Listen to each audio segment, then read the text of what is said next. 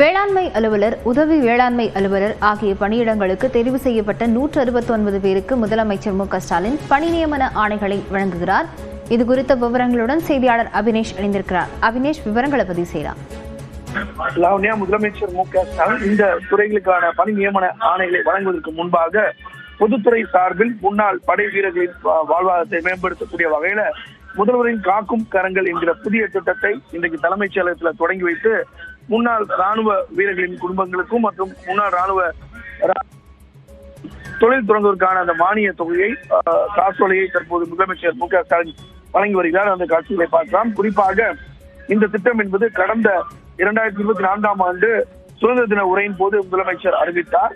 அதாவது முதலமைச்சரின் காக்கும் கரங்கள் என்கிற திட்டம் என்பது முன்னாள் ராணுவ வீரர்களுக்கான திட்டம். இத்திட்டத்தின் கீழ் முன்னாள் ராணுவ வீரர்கள் தொழில் தொடங்க 1 கோடி ரூபாய் வரை கடன் பெற முடியும். இந்த திட்டத்தின் மூலம் தொடங்கப்படும் தொழில்களுக்கு மூலதனமாக 30% மானியமும் 3% வட்டி மானியமும் வழங்கப்படும். இந்த தொழிலை தொடங்குவோருக்கு தொழில் முனைவோர் பயிற்சி போன்ற பயிற்சிகளும் அரசு வழங்கி பணியில் இருக்கும் போது உயிரிழந்த ராணுவ வீரர்களின் குடும்பத்தினருக்கும் இத்திட்டத்தின் மூலம் பயன்பெறலாம் என அரசு சார்பிலாக கடந்த ஆண்டு அறிவிக்கப்பட்டிருந்தது.